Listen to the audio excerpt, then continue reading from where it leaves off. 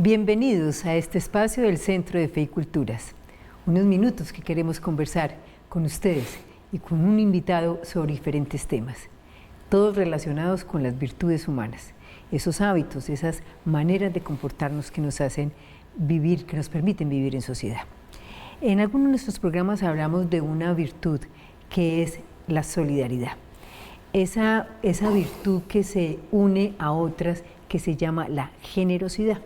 Por eso hemos querido volver sobre esas virtudes que están necesitando tanto nuestra sociedad. Y una de ellas es esta misma, la generosidad, que vamos a trabajar con un invitado que se ha caracterizado por hacer de su vida un momento constante de generosidad. Él es Julián Salas. Julián, bienvenido. Muchas gracias, Jenny, por invitarme a tu programa. Un honor para mí, muy complacido de estar aquí y hablando sobre esta virtud tan importante, la generosidad. Bueno, les cuento que Julián es un gran amigo de muchos años, hemos toreado en muchas plazas conjuntamente. Hemos compartido caminos largos. Exactamente. Y él es sociólogo y experto en familia. ¿Qué quiere decir ser experto en familia, Julián? Bueno, ¿cómo me volví, digamos, experto en familia? Yo tuve la oportunidad y el privilegio de trabajar durante muchos años como profesional y director ejecutivo de la Fundación Bien Humano. Que antes se llamaba Bienestar Humano, ¿cierto? Bueno, se inició como Comité de Damas de la Caridad en 1964. O sea, el año entrante cumple 90 años. Y siempre su misión, desde las Damas de la Caridad hasta hoy, que se llamaba también Fundación Bienestar Humano, ahora Fundación Bien Humano, ha sido el trabajo con y para las familias. Esa fundación tiene sede en Medellín, Colombia. Sí, sede únicamente en Medellín, en el centro de la ciudad, precisamente, en el edificio Lucrecio Vélez. Ahí está la sede de esta noble y querida fundación. Entonces me contabas que fuiste muchos años director ejecutivo de allí. Sí, yo fui profesional de base, que me tocó trabajar como profesional a muchos municipios de Colombia, con los maestros en las zonas rurales, aisladas, lejanas. Y trabajé 5 años, y después me fui a trabajar en el metro. Y me llamaron después a la dirección de la fundación. Yo dije, bueno, 2 años y fueron 24 años de un trabajo maravilloso como director de la fundación. Y allí, como la misión de la fundación es la familia, pues me fui involucrando en el tema, conociendo las experiencias, hablando con las familias, estando en las comunidades. Y no solo quise ser administrador, sino como sociólogo que fui profesor investigador, también conocer el tema de las familias, que generalmente se llama las ciencias de la familia. Y ahí me fui convirtiendo, pues, lo que llamamos, entre comillas, familiólogo, como aquella persona que se dedica al estudio, a la investigación, a la docencia sobre la familia. Precisamente les acaban de dar una distinción por una investigación que hicieron, ¿verdad? Sí, es una investigación muy importante que promovió la Fundación Bien Humano en el 2013 sobre el cuidado. Es que el cuidado en el 2012 era una categoría, pues, era de la salud. Las enfermeras son las que siempre han dado el cuidado. Y leí un libro, y yo tenía prejuicios sobre el cuidado. Me sonaba como a cuidado de perros, como a cuidado de carros, son prejuicios académicos. Y llegó a mis manos un libro, Jenny, maravilloso, iluminador, escrito en prosa poética de Leonardo Boff, el teólogo de la liberación, de la teología de la liberación brasileña. Ese libro fue revelador. Yo me dije, bueno, claro, el cuidado es la esencia, porque sin cuidado no hay vida. El libro se llama El cuidado esencial. El cuidado esencial, compasión por la tierra. Inclusive era casi que no lo consigo, pero entonces vi yo me hice la pregunta, ¿qué hay en Colombia frente al tema del cuidado? Y había muy pocas cosas, investigaciones puntuales, localizadas, de muy corto, pues, aliento. ¿Y qué hicimos? Llevé la idea a la Junta Directiva de la Fundación Bien Humano para emprender una investigación a nivel nacional con las universidades sobre el tema del cuidado. Y la Fundación, la Junta y el Comité de Familia dijeron sí, se formuló el proyecto y logramos vincular a 5 universidades, 5 ciudades, la Universidad de Cartagena, la Universidad Industrial de Santander, la Pontificia Javeriana, la Universidad del Valle y la Universidad Pontificia Bolivariana de Medellín. ¿Cuidado y generosidad se...? Sí, claro, porque generalmente las tareas del cuidado que han sido femeninas es de un acto de generosidad, porque el cuidado es hacia los demás, pero también hacia sí mismo. O sea, si uno no practica el autocuidado, muy difícil que del cuidado de los demás. Entonces esa investigación nos duró 7 años, pues con mucho, como todas las investigaciones, dificultades. ¿Y qué pasó? Que en el 2019 vino el COVID-19. ¿Y cuál fue la categoría que nos permitió superar, pues afrontar la pandemia? El cuidado, ¿cierto? El cuidado de sí mismo, el confinamiento, la lavar las manos, la higiene. Y la investigación que se publicó la presentamos a la Fundación Barco, que tiene el premio más importante en investigación en familia. Y ese fue el premio que nos dieron de la Fundación Barco por este equipo de 23 investigadores, 5 ciudades, 5 universidades, y sobre la organización social del cuidado de niños, niñas y adolescentes en Colombia, áreas urbanas. Ese fue. Después de 10 años, Jenny, entre el momento en que se cosechó hasta el momento en que se recolectó, paciencia. Las cosas no son de largo aliento. Y entrando en materia, Julián, ¿cómo definirías tú la generosidad? La generosidad la definiría ya como esa disposición, esa inclinación que tenemos los seres humanos a hacer el bien. ¿Y qué es el bien? Pues el bien es lo que conviene a todos y hacerlo de forma correcta. Esa es la generosidad, estar siempre pensando no tanto en uno, sino en dar, ayudar, apoyar y compartir con los demás.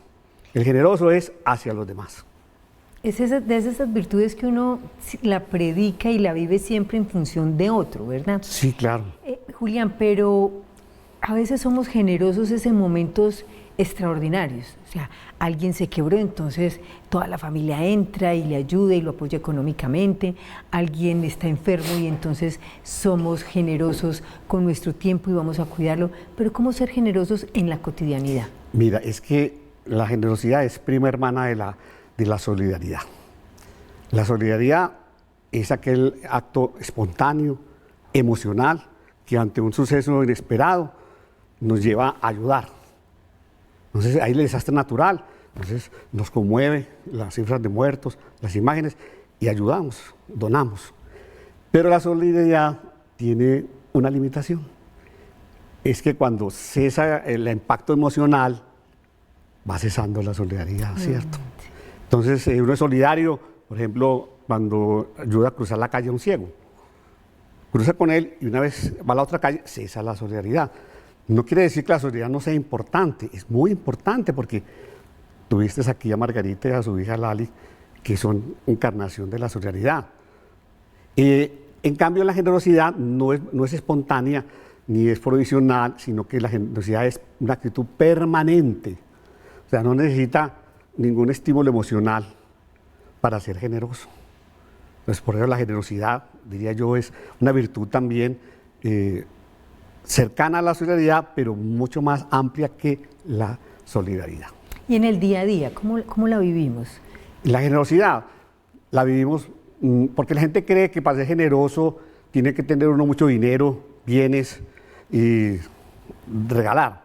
No, la generosidad, por ejemplo, está en apreciar a los demás, en escuchar activamente a alguien, sacar el tiempo, compartir tiempo, conocimientos, estar acompañando a otras personas. Eso es ser generoso, es decir, salir de uno mismo y estar en función del otro porque el otro lo necesita. Sin esperar, porque ese es un asunto de la generosidad, gratitud, pues si viene la gratitud, muy bien, pero el generoso no espera ninguna retribución hacia sí mismo por el bien que genera a los demás. Entonces, por ejemplo, podemos ser generosos con los porteros de nuestras unidades residenciales. Los saludamos, a veces nos saludan, pero si podemos hablar 3 minutos con él, saber de su familia, ¿cierto? ¿Qué preocupaciones tiene? El hijo que están esperando. Ese es un acto de generosidad, porque estoy dedicando un tiempo a alguien que se sentiría bien hacerlo. Porque la escucha activa es terapéutica. Y sabemos que la terapia es aliviar el sufrimiento. Y somos muy avaros en no dar tiempo a los demás, ¿cierto? En la escucha, por ejemplo, ese es un acto generoso. Otro acto también muy generoso, el donar sangre. Ese es un acto de una generosidad impresionante entre los hermanos cuando hay que donar, alguien tiene leucemias y se dona. La naturaleza es generosa porque la naturaleza nos dona el aire, el agua, la tierra, los bosques. Si la naturaleza no fuera generosa, Jenny, no sería posible la vida humana. Entonces la generosidad, digamos que no es solamente una virtud humana, sino que podemos decir que la naturaleza también es generosa, porque si la naturaleza fuera avara, no sería posible la vida humana.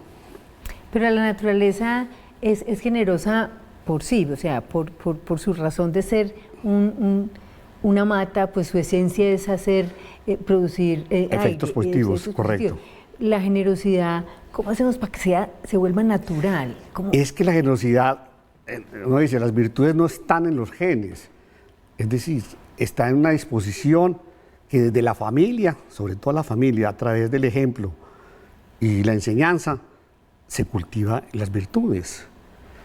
Por ejemplo, en el ámbito escolar, si la escuela propiciara más la colaboración, la participación, la cooperación, eso estimularía el ser generosos, o sea, el poder socializar, compartir. Desde la familia, los que nos criamos en familias numerosas, con los hermanos y hermanas, nos tocaba compartir y ser generosos en la mesa. Y el ejemplo, cuando uno tenía padres generosos, que se preocupaban por los demás y tenían actos de generosidad, pues como dice el dicho, la palabra enseña, pero el ejemplo arrastra. Entonces la generosidad hay que promoverla en actos de los más sencillos hasta los más grandes, ¿cierto? Dependiendo de las capacidades y los talentos que uno tenga. Por ejemplo, las personas que son voluntarias, que ejercen el voluntariado en las entidades sin ánimo de lucro, esas personas son de una inmensa generosidad, porque de manera voluntaria comparten su conocimiento, sus vivencias, su tiempo, sus experiencias con los demás. Uno podría decir que una persona es generosa si acepta que el otro piense distinto. Sí, eso tiene que ver con la tolerancia. Ya. Pero parte de la generosidad es, como te decía, la escucha activa. Es que el escuchar no quiere decir que uno esté de acuerdo con el otro, pero es la disposición en la mirada, en el gesto, en la actitud, en el tiempo, lo que hace que la otra persona, además porque despierta otra virtud, la gratitud. ¿Cuántas personas que viven rodeadas de gente en su familia y nadie las escucha? Entonces eso es algo que podemos hacer todos los días con todas las personas que están a nuestro alrededor. Julián, y te lo preguntaba también porque yo cuando estaba preparando este programa me decía, hombre, ¿cómo no aprovecho un experto en familia para que nos hable de los tipos de familia que se están viendo hoy en día y cómo tener esa apertura mental, generosidad, esa tolerancia para entender que hoy en día las familias son diferentes o no son diferentes? Sí, si la sociedad cambia, las familias cambian. La familia, independiente de sus distintas formas de organización familiar, nosotros no hablamos ya de tipología, sino de formas de organización familiar, todas tienen una característica común, positiva, que la consideramos la primera agencia de formación del ser humano. No la única, pero sí la primera. Porque en la familia se deben dar las bases de la personalidad, de la manera de ser, de las costumbres, de las tradiciones, de las relaciones afectivas, de la intimidad, de la comunicación. Y por eso se dice que la primera infancia, dentro del curso de la existencia, es tan importante la presencia, la permanencia de los padres o madres o quienes se hagan sus veces. Y como la sociedad es diversa, las familias también son diversas. Existen distintas formas de organización familiar. Está la familia nuclear, papá, mamá, hijos, la familia extensa, con 3 generaciones.